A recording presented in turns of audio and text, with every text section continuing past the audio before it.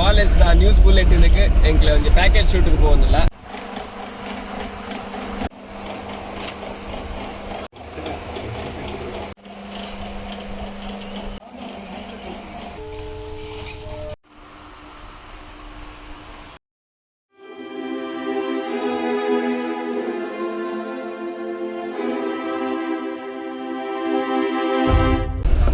ಜೈ ಶ್ರೀರಾಮ್ ನಿಖಿಲ್ ತೂಂದಲರು AU creations YouTube channel ಯಾನ ಅಚಲ್ ಉಬರಡ್ಕ ಈ ಬ್ಲಾಗ್ ದ ಕಂಟೆಂಟ್ ದಾದ ಪಂಡ ಎಂಕ್ಲೆ ಕಾಲೇಜ್ ನ್ಯೂಸ್ ಬುಲೆಟಿನ್ ಎಂಕ್ಲೆ ಒಂದು ಪ್ಯಾಕೇಜ್ ಶೂಟ್ പോകുന്നിಲ್ಲ. ಎಂಕ್ಲೆ 3 ಜನ ಉಪದ್ರ ಅಲ್ತಂದಿಲ್ಲ, ಹ್ಯಾಂಡ್ ಬ್ರೇಕರ್ ಹೋಯ್ತಂದಿಲ್ಲ, ಏರನ್ನ ಫಿರೋದಕ್ಲೆಗೆ ಉಪದ್ರಣ್ಣ ಏನ್ ಮಲ್ತೇನೆ.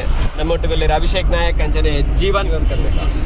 ಸೊ ಈ ಬ್ಲಾಗ್ ಎಂಕ್ಲೆ ಪ್ಯಾಕೇಜ್ ಶೂಟ್ ಎಂಚ ಮನ್ಪ ಎಂಕ್ಲ ವರ್ಕ್ ಎಂಚ ಎಪ್ಪಡು ಬೊಕ ವರ್ಕದ ನಡುಡು ಎಂಚ ಮರ್ಲಗಟ್ಟ ಬಾ ಒಂದು ಪೂರ ನಿಕ್ಲೆಗೆ ತೋಜು ಒಂದು ಪೋಪೆ ಇತ್ತೆ ಎಂಕ್ಲ ಡೆಸ್ಟಿನೇಷನ್ ಪೋಯ್ ಬಕ್ಕದಿಕ್ಕ ಬಾ.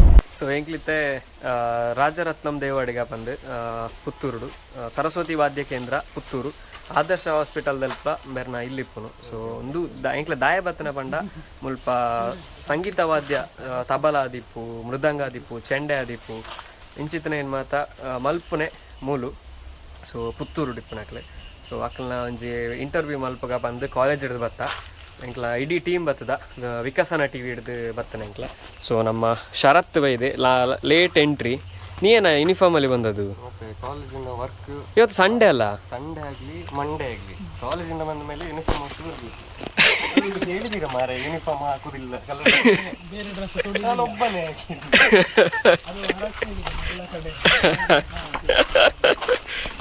ಸೊ ಇತ್ತೆ ಶೂಟಿಗೆ ಹೋಗೋದಿಲ್ಲ.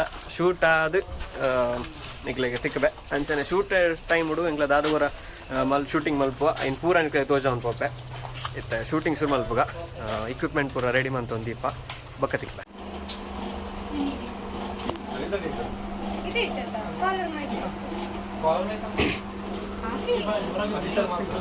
ಪೊಯ್ ಬೈ ಪಿದೇವಿ ಪಿದೇವಿ ಏ ಮತ್ತೆ ಜೀವನ್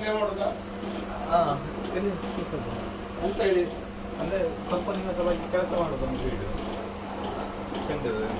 ವಿವರಗಳು ಬೇಕಾ? ವಿವರಗಳು ಬೇಕು ಅಂದ್ರೆ ಟೆಂಟಿಗೆ ಯಾವ ಜನ ವಿವರಗಳು ಹೊರಗೆ ಹೊರಗೆ ಅದು ಹೊರಗೆ ಕೊಡುವ ಅಲ್ಲಿ ಎಲ್ಲ ಸ್ಟ್ಯಾಂಡ್ ಎಲ್ಲ ಉಂಟಾ?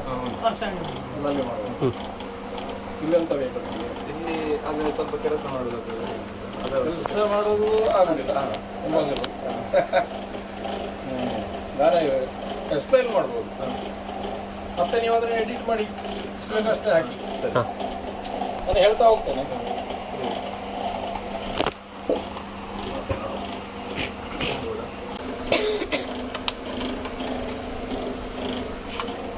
ಚೆಂಡೆಯ ಆವಿಷ್ಕಾರ ಆದದ್ದು ಯಕ್ಷಗಾನಕ್ಕಾಗಿ, ಅದರ ಹಿಂದಿನ ಸಂಗೀತಕ್ಕಾಗಿ ಇದರ ಆವಿಷ್ಕಾರ ಆಯಿತು.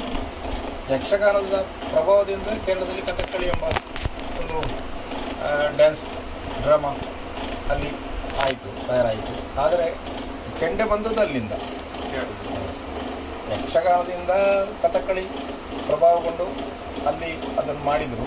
ಆದರೆ ಯಕ್ಷಗಾನಕ್ಕೆ ಮೊದಲಿದ್ದದ್ದು ಮದ್ದಳೆ ಮಾತ್ರ, ಚೆಂಡೆ ಬಂದದ್ದು ಅಲ್ಲಿಂದ. ಇದರ ಸ್ವರೂಪ ಮಾತ್ರ ಇಲ್ಲಿ ಬದಲಾವಣೆ ಮಾಡಿದರು. ನಮ್ಮ ಭಾಗವತಿಗೆ ಶ್ರುತಿಗಾಗಿ ನಮ್ಮ ಅದಕ್ಕೆ ಹೋಲಿಸಿದರೆ ನಮ್ಮ ಯಕ್ಷಗಾನ ಚೆಂಡೆಯ ಗಾತ್ರ ಸಣ್ಣದು. ಮತ್ತು ಬಡಗು ಅಂತ ಒಂದು ಯಕ್ಷಗಾನ ಇದೆ ಉಡುಪಿಂದ ಆಚೆ, ಅದು ಬೇರೆ, ಇಷ್ಟು ಕಷ್ಟಕರವಾದ ವಾದ್ಯ ಅಲ್ಲ ಅದು. ಹಾಗೆ ಕೇರಳದ ಚೆಂಡೆಗಳು ಗಾತ್ರದಲ್ಲಿ ದೊಡ್ಡವು, ಅದರ ಒಂದು ಉಪಯೋಗ ಯಕ್ಷಗಾನಕ್ಕೆ ಇಲ್ಲ. ನಿಮ್ಮ ಕಥಕ್ಕಳಿಗೆ ಉಪಯೋಗಿಸ್ತಾರೆ. ಅವರು ಬಾರಿಸುವ ರೀತಿಯೂ ಬೇರೆ, ಅದರ ಟೋನಿಗಿನ ಇದೆಲ್ಲ ಬೇರೆ.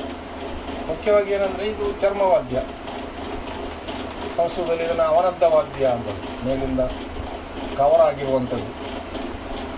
ಚರ್ಮದ ವೈಬ್ರೇಷನ್ನಿಂದಾಗಿ ಶಬ್ದ ಉತ್ಪತ್ತಿ ಆಗುವುದು.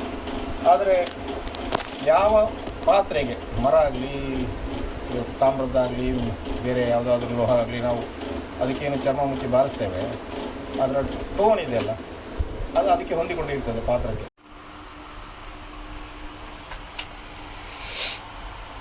ರೀ ಮಾಡೋದು ಅಲ್ಲಿ ಕಂಡು ಮತ್ತೆ ಅಲ್ಲಿ ಹೊರಗೆ ಒಂದು ಸ್ವಲ್ಪ ಬೇಕು ಅಂತ ಮುಚ್ಚಿಗಿಟ್ಟಿದೆ, ತೆಗೆದಿರೋದು ನಿಮಗೆ ತೋರಿಸಿದ್ರು.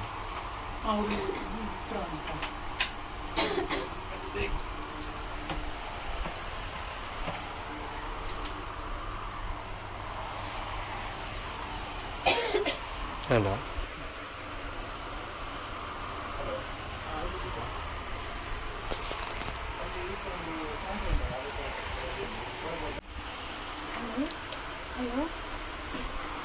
ಕೇಂಡ ಹಲೋ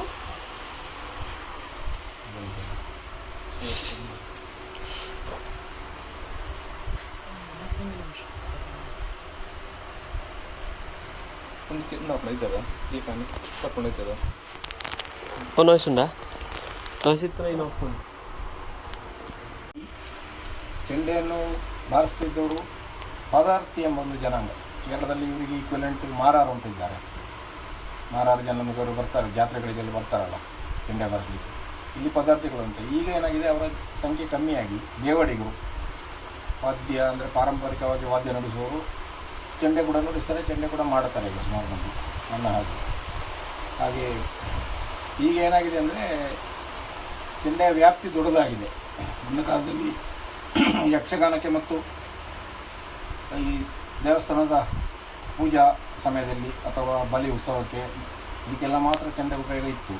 ಈಗ ಏನಾಗಿದೆ, ಒಂಥರ ಕಮರ್ಷಿಯಲ್ ಆಗಿದೆ. ನೀವು ನೋಡ್ತಾ ಇದ್ದೀರಿ, ಬೇರೆ ಬೇರೆ ಟೈಪ್ನ ಕೇರಳದ ಚೆಂಡೆಗಳು ಅದೆಲ್ಲ ಬಂದು ಮದುವೆ ಸಮಾರಂಭಕ್ಕೆ, ರಿಸೆಪ್ಷನಿಗೆ, ಮೆರವಣಿಗೆಗೆ, ರಾಜಕೀಯ ಮೆರವಣಿಗೆ ಎಲ್ಲದಕ್ಕೂ ಚೆಂಡೆಗಳು ಬಂದಿದೆ. ಅದರ ವಿಸ್ತಾರ ತುಂಬ ದೊಡ್ಡದಾಗಿದೆ, ತುಂಬ ಮಂದಿ ತಯಾರಾಗಿದ್ದಾರೆ. ಎಲ್ಲರೂ ಶಾಸ್ತ್ರೀಯವಾಗಿ ಬಾರಿಸೋರು ಅಂತಲ್ಲ, ದೇವಸ್ಥಾನದಲ್ಲಿ ಮತ್ತು ಯಕ್ಷಗಾನದಲ್ಲಿ ಬಾರಿಸೋರು ಶಾಸ್ತ್ರೀಯವಾಗಿ ಕಲಿಬೇಕಾಗ್ತದೆ. ಊರುಗಳ ಹತ್ರ ವರ್ಷಗಟ್ಟಲೆ ಕಲಿತು ಆಮೇಲೆ ಬಾರಿಸುವಂಥದ್ದು. ಹಾಗೆಯೇ ಮೊದಲೆಲ್ಲ ಭಾಳ ಕಮ್ಮಿ ಜನ ಇದ್ದರು ಚೆಂಡೆ ಮಾಡೋರು. ಕಾಸರಗೋಡಿನಲ್ಲಿ ಒಂದಿಬ್ಬರು ಮಾತ್ರ ಇದ್ದದ್ದು. ಈಗ ಸುಮಾರು ಜನ ತರುಣರು ಮಾಡ್ತಾ ಇದ್ದಾರೆ. ಅದರಲ್ಲಿ ಮುಖ್ಯವಾಗಿ ಚೆಂಡೆಗೆ ಬೇಕಾದ್ದು ಅದರ ಶೆಲ್, ನಾವೇನು ಕುಟ್ಟಿ ಅಂತ ಹೇಳಿ ಕಳಸಿಗೆ ಅಂತ ಹೇಳ್ತಾರಲ್ಲ, ಅದು ಹಿಂದೆಲ್ಲ ಇದ್ದದ್ದು ನಿಮ್ಮ ಹಲಸು ಮತ್ತು ಹೆಬ್ಬಲಸು. ಸಾಮಾನ್ಯವಾಗಿ ಆಗ ಒಂದು ಹಾಗೆ ಇತ್ತು, ಹಲಸು ಮತ್ತು ಹೆಬ್ಬಲಸು ಆಗಬೇಕು, ಅದೇ ಆಗಬೇಕೆಂಬ ಒಂದು ಕಲ್ಪನೆ ಇತ್ತು. ಈಗ ಹಾರ್ಡ್ ವುಡ್, ಇನ್ನು ಕಲ್ಬಾಗಿ, ಉಂಡೆಕುಳಿ, ಕಾಚಿ ಇಂಥದ್ದನ್ನೆಲ್ಲ ಉಪಯೋಗಿಸ್ತೇವೆ. ಆಮೇಲೆ ಇದಕ್ಕೆ ದನ ಅಥವಾ ಎಮ್ಮೆ ಕರು ಅಥವಾ ಈ ಗಾಡಿ ಎತ್ತಿನ ಚರ್ಮ ಉತ್ತರ ಕರ್ನಾಟಕದಿಂದ ತರಿಸೋದು ನಾವು, ಅದನ್ನೇ ಹಾಕಬೇಕಾಗ್ತದೆ. ಅದಕ್ಕೆ ಆಲ್ಟರ್ನೇಟಿವ್, ಅದಕ್ಕೆ ಪರ್ಯಾಯ ಇಲ್ಲ, ಅದೇ ಆಗಬೇಕಾಗ್ತದೆ. ಅದು ಸಹ ಎಲ್ಲ ಆಗೋದಿಲ್ಲ.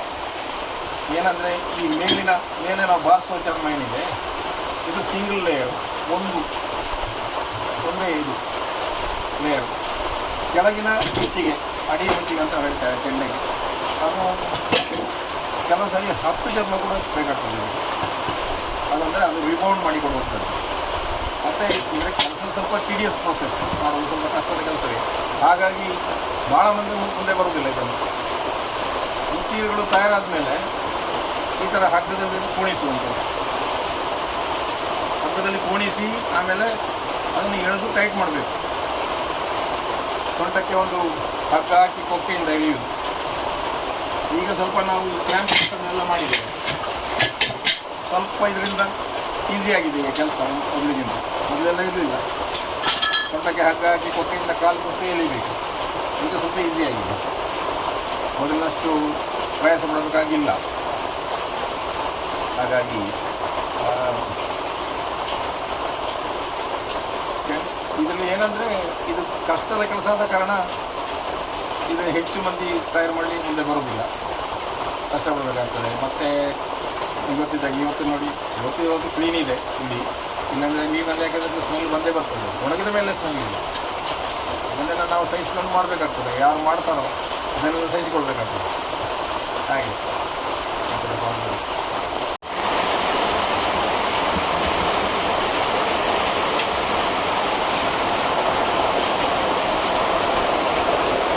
ಮೈಕ್ ದ ಕೇಬಲ್ ಬೇಕು, ಇದಕ್ಕೆ ಈಸಿ ಆಯ್ತು 5 ಇಂಚ್ ಬಾಯ್.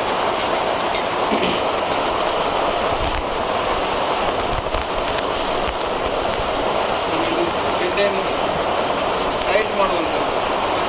ಈಗ ಸ್ವಿಚ್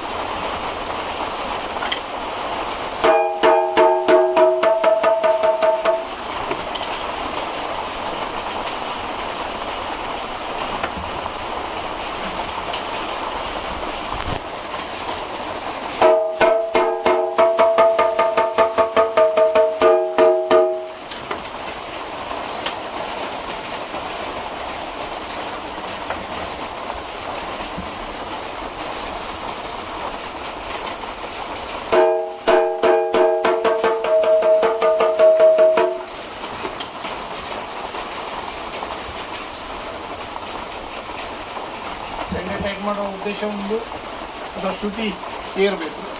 ಮತ್ತು ಯಕ್ಷಗಾನಕ್ಕೆ ಏನಂದರೆ ಸುತ್ತ ಒಂದೇ ಶ್ರುತಿ ಇರಬೇಕು. ಬಾಕಿ ಬಲಿಗೆ ಬರ್ತದ್ದು, ಮೆರವಣಿಗೆ ಬರ್ತದೆ ಚೆಂಡೆಗಳಿಗೆ ಶ್ರುತಿ ಒಂದೇ ರೀತಿ ಇರುವ ಅವಶ್ಯಕತೆ ಇಲ್ಲ. ಯಕ್ಷಗಾನಕ್ಕೆ ಭಾಗವತರು ಯಾವ ಶ್ರುತಿಯಲ್ಲಿ ಆಡ್ತಾರೆ ಆ ಶ್ರುತಿಯಲ್ಲಿ ಚೆಂಡೆ ಸಹ ಬೇಕು, ಒಂದೇ ಥರ ಬೇಕು. ಹಾಗಾಗಿ ಯಕ್ಷಗಾನದ ಚೆಂಡೆ ಸ್ವಲ್ಪ ಇತರ ಚೆಂಡೆಗಳಿಗೆ ಹೋಲಿಸಿದ್ರೆ ಸ್ವಲ್ಪ ಕಷ್ಟ ಕೆಲಸ.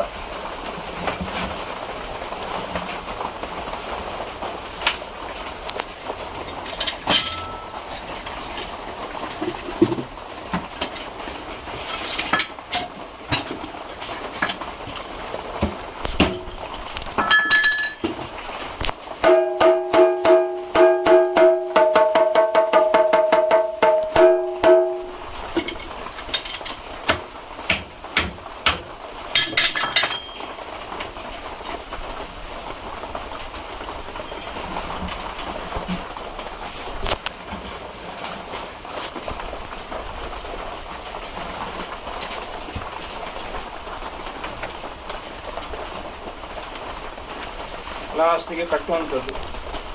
ಇದಕ್ಕೆ ರೂಢಿಯಲ್ಲಿ ಬೂಜಿ ಕಣ್ಣು ಅಂತ ಹೇಳ್ತಾರೆ. ಇದು ಲಾಸ್ಟಿಗೆ ಕಟ್ಟೆಯಲ್ಲಿ ಒಂದು ಮರದ ಕುಟ್ಟಿಯನ್ನು ತಿರುಗಿಸಲಿಕ್ಕೆ ಉಂಟು ಲಾಸ್ಟಿಗೆ.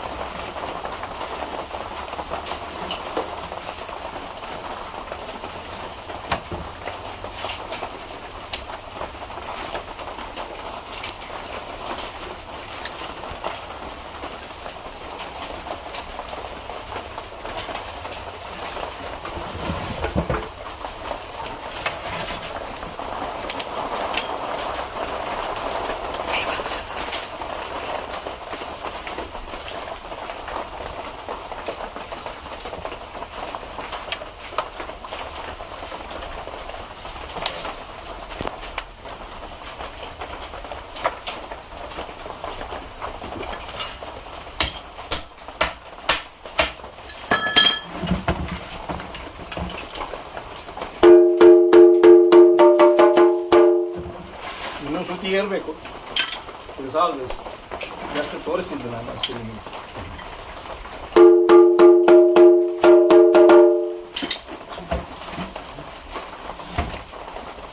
ಮತ್ತೆ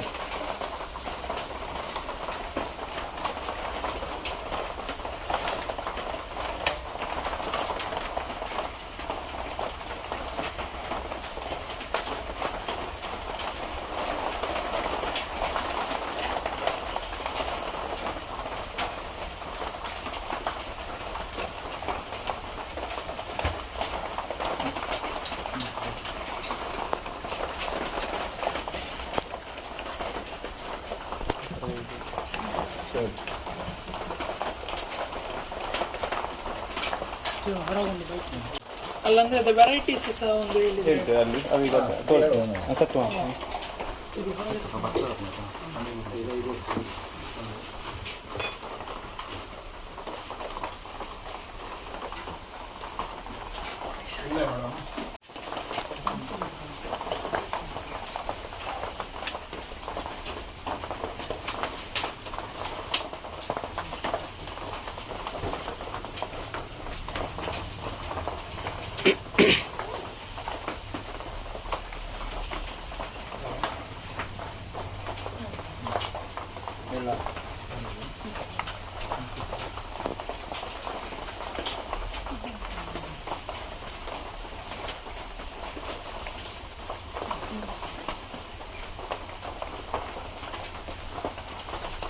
జీరోడు ఉంటుందా?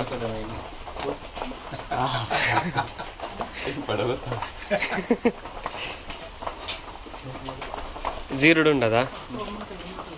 ಹಲೋ,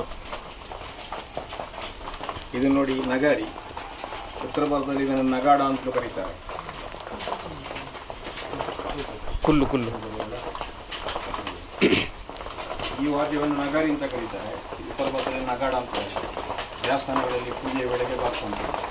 ಇದರ ಬಾಡಿ ತಾಮ್ರದ್ದು ಕೂಡ ಇರ್ತದೆ. ಈಗ ಸ್ವಲ್ಪ ಸ್ಟೇನ್ಲೆಸ್ ಸ್ಟೀಲ್ ಕೂಡ ಮಾಡ್ತಾರೆ. ಮತ್ತು ಒಂದು ಮನುಷ್ಯ ಬಾರಿಸಲಿಕ್ಕೆ ಬೇಕಾಗಿ ಅವನಿಗೆ ಸಂಬಳ ಕೊಡಬೇಕು ಅಂತೇಳಿ ಇದೊಂದು ಯಂತ್ರ ಶುರುವಾಗಿದೆ. ಹಾಂ,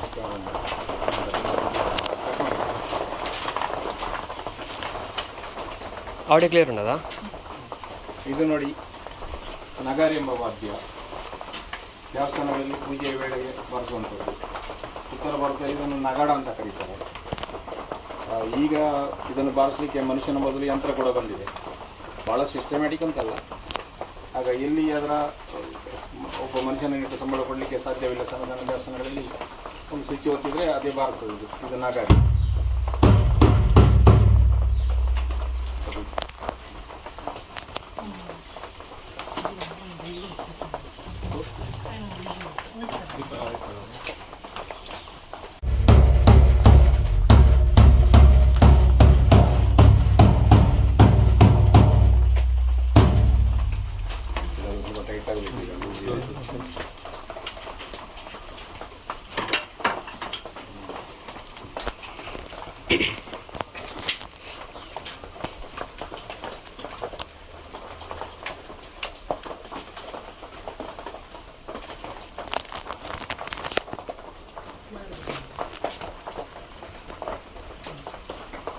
ಇದು ನೋಡಿ ದುಡಿ. ಇದು ಪರ್ಟಿಕ್ಯುಲರ್ಲಿ ಇದು ಕೊಡಗಿನಲ್ಲಿ ಉಪಯೋಗ ಆಗುವಂಥ ದುಡಿ. ಅವರ ನರ್ತನಗಳಿಗೆಲ್ಲ ಇದೇ ಬೇಕಾಗಿದೆ ಅವರಿಗೆ. ನಮ್ಮಲ್ಲಿ ಕೂಡ ದುಡಿ ಇದೆ. ಈ ಪಾಡ್ದನ ಹಾಡುವಾಗ ದುಡಿ ಉಪಯೋಗಿಸ್ತಾರೆ. ಕೊಡಗಿನಲ್ಲಿ ಬಹಳ ಪ್ರಾಧಾನ್ಯವಾದದ್ದು ಇದು ದುಡಿ. ಅವರು ಒಂದು ಕಂಚಿಂದ ಮಾಡ್ತಾ ಇದ್ರು, ಈಗ ತಾಮ್ರದ್ದು ಇದರ ಪಾತ್ರೆ.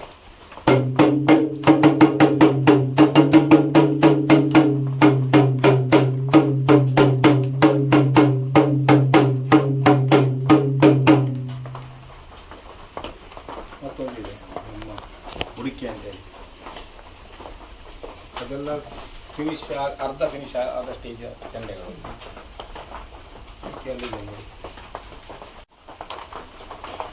ಇದು ಉಡುಕೆ ವಾದ್ಯ. ಇದರ ಮುಚ್ಚಿಗೆಗಳು ತೆಳ್ಳಗೆ ಚರ್ಮ ಮತ್ತು ಸ್ವಲ್ಪ ಗಾತ್ರದಲ್ಲಿ ದೊಡ್ಡ ಇರ್ತದೆ ದುಡಿಗಿಂತ. ಕೇರಳದಲ್ಲಿ ತುಂಬ ಫೇಮಸ್. ಅಲ್ಲಿ ಸ್ವಲ್ಪ ಆರ್ನಮೆಂಟಲ್ ಆಗಿ ಅದಕ್ಕೆ ಗೊಂಡೆಗಳನ್ನೆಲ್ಲ ಇರ್ತಾರೆ. ಅದು ಚೆಂದ ಕಾಣಲಿಕ್ಕೆ ಅಷ್ಟೇ. ಅದರ್ವೈಸ್ ಅದು ಸೇಮ್, ಅದರ ಇಫೆಕ್ಟ್ ಏನಿದೆ ಸೇಮ್. ಇಲ್ಲಿ ಸಹ ನಮ್ಮ ದೇವಸ್ಥಾನಗಳಲ್ಲಿ ಇದನ್ನು ಉಪಯೋಗಿಸ್ತಾರೆ. ಯಾವಾಗಲಲ್ಲ, ಕೆಲವು ವಿಶೇಷ ಸಂದರ್ಭಗಳಲ್ಲಿ ಮಾತ್ರ ಇದನ್ನು ತಿಮಿಲ ಅಂತ ಒಂದು ವಾದ್ಯ ಇದೆ, ಅದರೊಟ್ಟಿಗೆ ಇದನ್ನು ಬಾರಿಸುವಂಥದ್ದು.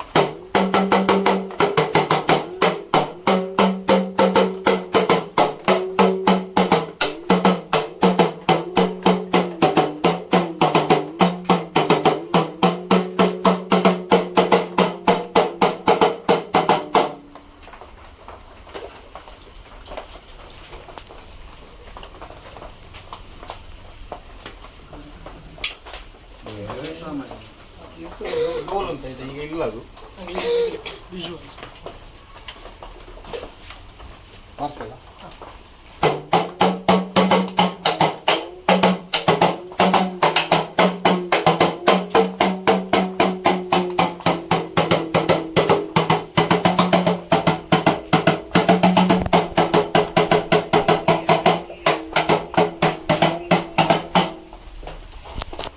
ಅದೇ ಡೋಲ್ ಇಲ್ಲ, ಮನೆ ಎಲ್ಲ ಇತ್ತು.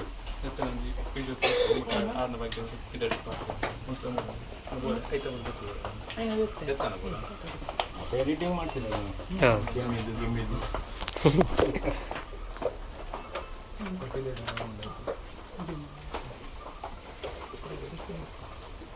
ಅದೊಂದು ಯೂಟ್ಯೂಬಲ್ಲಿ ಇಂಟರ್ವ್ಯೂ ಅವ್ರು ಮಾಡಿ, ಈಜ್ ಬೆಟ್ರ್ ಅವ್ರ ಮಗ ಭಾಳ ಹಿಂದೆ ಮಾಡಿ. ಈಗಲೂ ನೋಡಿ ಕೆಲವು ಫೋನೆಲ್ಲ ಮಾಡ್ತಾರೆ.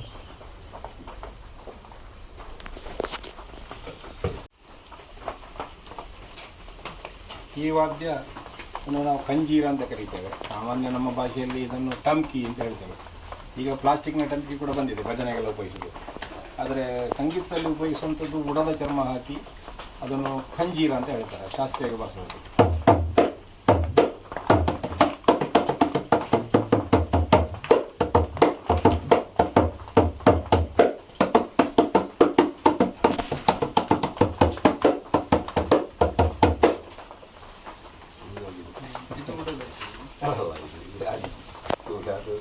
ಆಕ್ಚುಲಿ ರೆಸ್ಟ್ರಿಕ್ಟೆಡ್ ಅದು ಉಡದ ಚರ್ಮ, ಆದರೆ ಬೇರೆ ಉಪಾಯ ಇಲ್ಲ. ಅದೇ ಆ ಇಫೆಕ್ಟ್ ಬರೋದು ಬೇರೆ ಅದಕ್ಕೆ ಆಲ್ಟರ್ನೇಟಿವ್ ಇಲ್ಲ. ಈಗ ಈ ಮದ್ದಳೆ ಒಬ್ರು ಮಾಡಿದ್ದಾರೆ, ಪ್ರೊಫೆಸರ್ ರಂಗರಾಜನ್ ಅಂತೇಳಿ ಕೇಳಿದರೆ ನೀವು, ಫೈಬರ್ ಇದು ಮಾಡಿದ್ದಾರೆ. ಮತ್ತು ಈ ಶ್ರೀ ಮೃದಂಗ ಅಂತೇಳಿ ಒಂದು 60% ಓಕೆ. ಅದರಲ್ಲಿ ಅಡ್ವಾಂಟೇಜ್ ಏನಂದರೆ ಫಾರಿನಿಗೆ ಹೋಗುವಾಗ ಕ್ಯಾರಿ ಮಾಡಲಿಕ್ಕೆ ಅದು ಪಿಚ್ ಚೇಂಜ್ ವೇರಿಯೇಷನ್ ಮಾಡಲಿಕ್ಕೆ ಭಾಳ ಈಸಿ. ಹಗ್ಗೆಲ್ಲ ಇಳಿಬೇಕಾಗಿಲ್ಲ, ನಟ್ಟು ತಿರುಗಿಸಿದ್ರೆ ಆಯಿತು. ಆದರೆ ಒರಿಜಿನಲ್ ಮೃದಂಗದ ಎಫೆಕ್ಟ್ ಇಲ್ಲ, ಅದು ಯಾವುದೂ ಅಷ್ಟೇ ಅಲ್ಲ. ಈಗ ಎಲೆಕ್ಟ್ರಾನಿಕ್ ಕೀಬೋರ್ಡಲ್ಲಿ ಸ್ಯಾಕ್ಸೋಫೋನ್ ಇದೆ, ಎಲ್ಲ ಇದೆ, ಆದರೆ ಒರಿಜಿನಲ್ ಬೇರೆ ವಯಲಿನ್.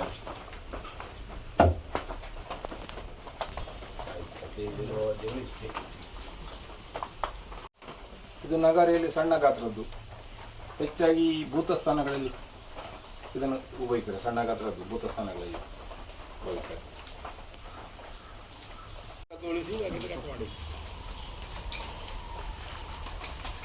ಮಾಡಿ ನಿಮ್ಮದು ಎಕ್ಸ್ಪೀರಿಯನ್ಸಸ್ ಹೇಳಿ ಅಂಕಲ್, ಅಂದರೆ ಹೇಗೆ ಸ್ಟಾರ್ಟ್ ಮಾಡಿದ್ದು?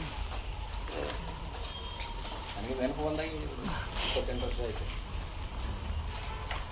ನನಗೆ 71 ಆಯಿತು.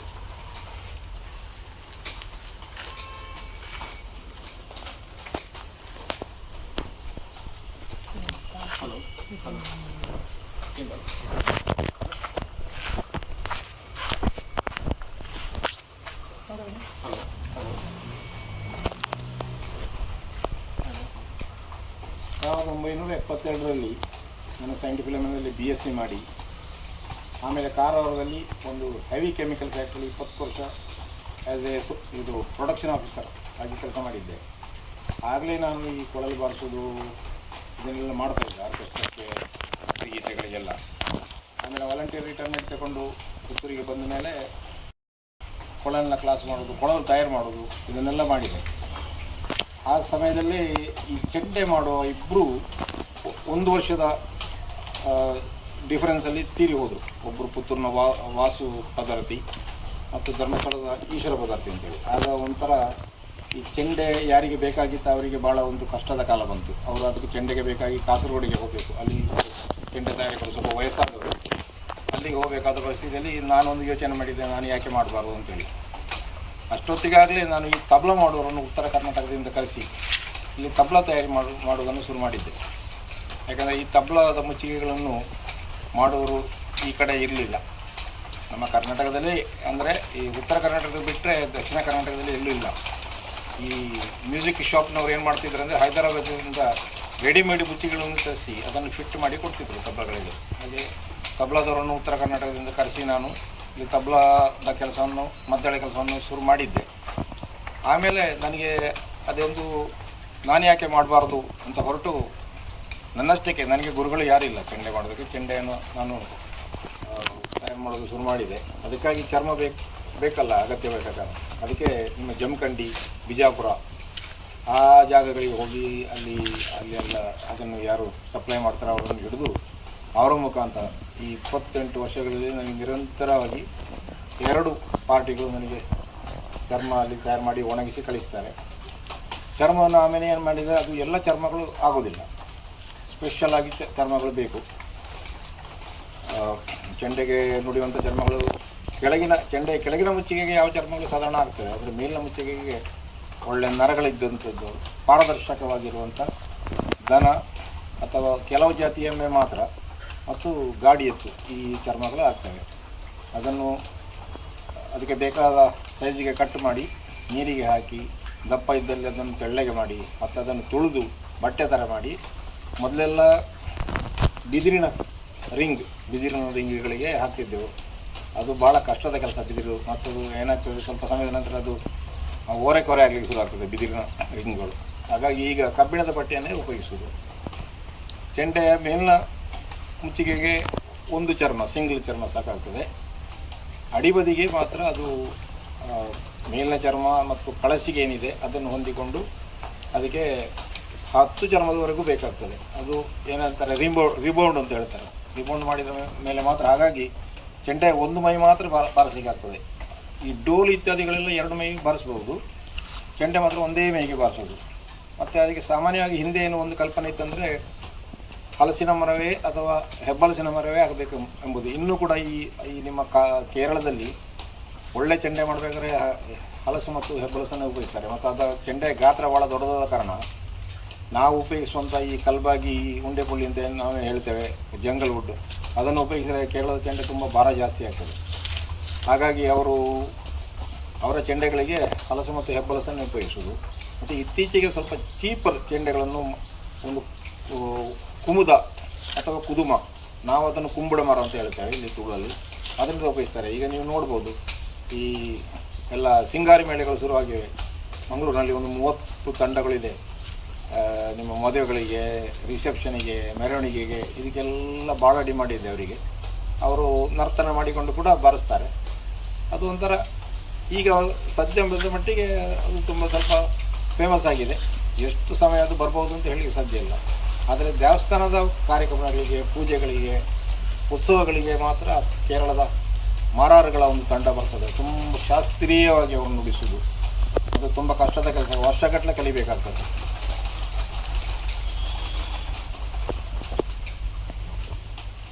ನಿಮ್ದು ಎಕ್ಸ್ಪೀರಿಯನ್ಸ್ ಏನಾದ್ರು ಯಾವುದು? ನಮ್ಮ